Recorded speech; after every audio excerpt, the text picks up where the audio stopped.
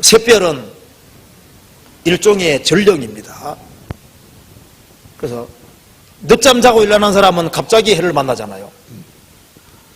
이제 일찍 일어나는 사람은 샛별 보면서 이제 동이 돌아오는구나, 태양이 뜨겠구나 하는 걸 알 수 있잖아요.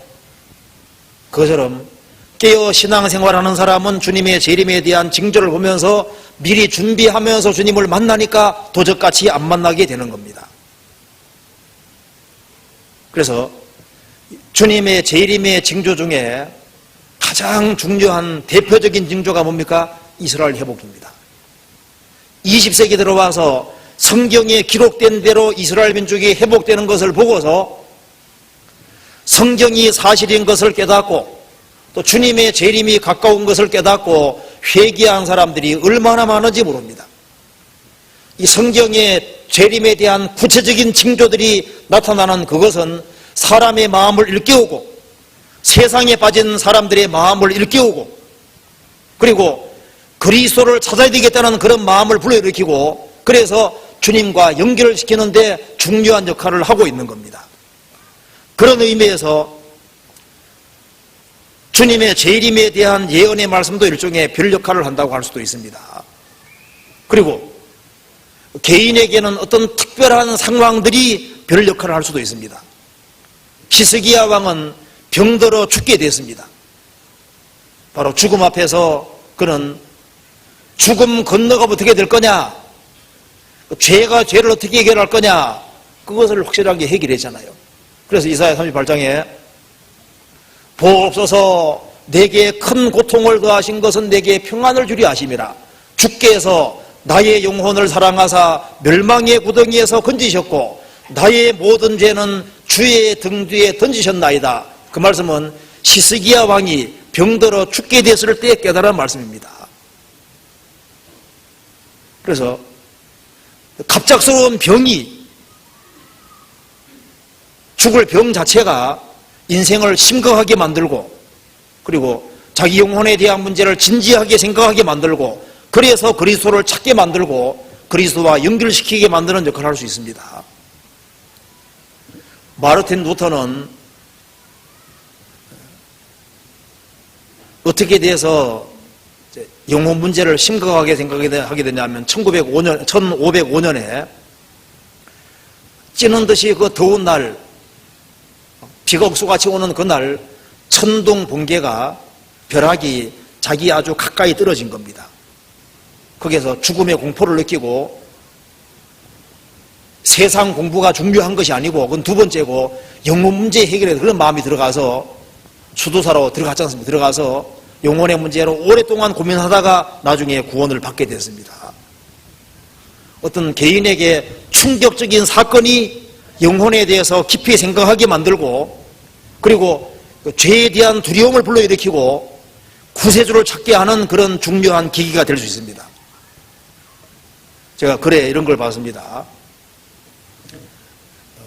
어떤 미션 센터의 미션 선교 그룹에서 한 남자가 이렇게 변호사가 간증한 내용입니다. 자기가 어떻게 대해서 그리스도를 믿게 됐는지 그 간증을 하면서 이런 얘기를 하는 겁니다. 자신이 어떤 크리스찬 여자분과 같이 결혼을 하게 됐다는 겁니다. 네, 독실한 크리스찬인데 그 변호사는 무신론자입니다. 그래서 아내로 하여금 교회를 못 다니고 예수를 못 믿게 하려고 노력을 하는데 아내는 끝까지 교회를 다니는 겁니다. 그러다가 그 둘 사이에 자녀가 태어난 겁니다. 딸이 태어난 거예요. 딸은 그 어머니는 딸을 끝까지 붙잡고 이제 교회를 계속 연결시키는데 아버지는 이제 세상적인 사고방식을 딸에게 계속 집어넣는 거예요. 어떻게 하든 간에 교회를 안 나갈 구실을 만들어서 이제 교회와 멀어지는 작업을 계속했던 겁니다. 그래서 10대를 지나면서 이제 교회에 뜸하게 되고 그래 세상적인 사고방식을 계속 집어넣은 겁니다. 그래서 이제 교회와 점점 멀어지게 만들었고 그 딸이 20살이 됐을 때 한 남자와 약혼을 하게 됐답니다. 그래서 친구들과 같이 멀리 놀러 갔었는데 배를 타고 나간 거예요. 나갔는데 그 젊은 사람들은 장난기가 심하지 않습니까? 그래서 배에 장난치다가 배가 전복에 대해서 다 물에 빠졌는데 다행히 그 배에 탄 모든 청년들이 다 수영을 잘하는 사람이기 때문에 겨우 살아서 나왔다는 거예요. 나왔는데 그 젖은 몸으로 차를 몰고 아주 엄청나게 먼 거리를 집까지 딸이 이제 몰고 오는 과정에서 급성 폐렴이 걸려서 딸이 갑자기 죽게 되는 겁니다. 그래서 죽음에 임박했을 때 아버지가 이제 죽음 건너갈 때 아버지가 딸을 다 가는 겁니다. 그러니까 딸이 힘없이 이제 숨 넘어가는 목소리로 말합니다. 아버지는 지금까지 말하기를 자기 주관 가지고 성실하게 살면은 좋은 데 다 갈 수 있다고 하셨고, 우리 어머니는 그리스도를 믿어야만 간다고 하셨는데, 아버지 나는 이제 곧 죽음을 건너가게 됩니다. 그러니 내가 아버지 편을 택해야 되는 겁니까? 어머니 편을 택해야 되는 겁니까? 이렇게 말하니까 그 아버지가 너는 그리스도를 위해서 그리스도를 택하고, 너 자신을 위해서 너의 어머니를 위해서도 그리스도를 택하고, 너 자신을 위해서도 그리스도 택하고, 나 자신을 위해서도 그리스도를 택하거라. 그 말하는 순간에 딸 숨이 딱 끊어지는 거예요. 그까지 변호사가 이야기를 하고 밖에 뛰쳐나가서 머리를 쥐어 뜯으면서 하나님만 아십니다. 자기가 딸이 죽음 건너가는 그 순간에 얼마나 엄청난 짓을 하는지 알게 된 겁니다. 그래서 죄를 회개하고 그리스도를 믿고 선교하는 그 일이 아주 적극적으로 하는 사람이 된 걸 얘기는 하는데요. 그런 엄청난 일이 있을 수 있는 겁니다. 세상에는 사람들의 마음을 움직여서 주님께 연결시키는 역할을 하는 사람이 있는가 하면은 주님을 등지게 만드는 역할을 하는 사람도 있습니다. 성경 유다서 찾아보시겠습니다. 유다서 1장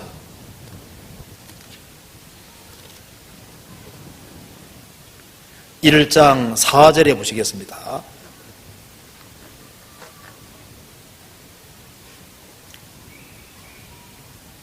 이는 가만히 들어온 사람 몇이 있음이라. 가만히 들어온 사람 몇이 있다고 했습니다. 13절. 자기의 수치의 거품을 뿜는 바다의 거친 물결이요 영원히 예비된 캄캄한 흑암에 돌아갈 유리하는 별들이라. 유다서를 받는 사람 중에 여기 가만히 들어온 사람들이 있었습니다.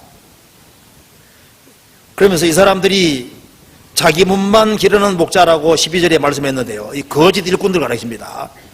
이 거짓 일꾼들을 가르쳐서 자기의 수치의 거품을 뿜는 바다의 거친 물결이요 영원히 예배된 캄캄한 흑암에 돌아갈 유리하는 별들이라. 여기에 거짓 일꾼들을 가르쳐서 뭐라고 했습니까? 유리하는 별들이라. 요한계시록 2장 1절에는 주님의 손에 붙잡힌 바 된 별이 있는가 하면은 유리하는 떠들이 별도 있다 그 말입니다. 유리하는 별 따라가면 같이 유리방황하게 되고 캄캄한 흑암으로 같이 가게 되는 거예요. 세상에는 사람들의 마음을 움직여서 주님께로 연결시키는 사람들이 있는가 하면은 사람들의 마음을 격동시켜서 주님과 멀어지게 만들고 주님과 등지게 만들고 인생을 헤매게 만드는 그런 사람들이 있는 겁니다. 그 성경에 말씀하기를 소경이 소경 인도하면 둘이 다 구덩이에 빠지리라. 백성을 인도하는 자가 저희로 미혹해 하니 인도를 받는 자가 멸망을 당하는도다. 앞에 있는 사람이 속이면은 따라가는 사람은 다 같이 망하게 되는 거예요.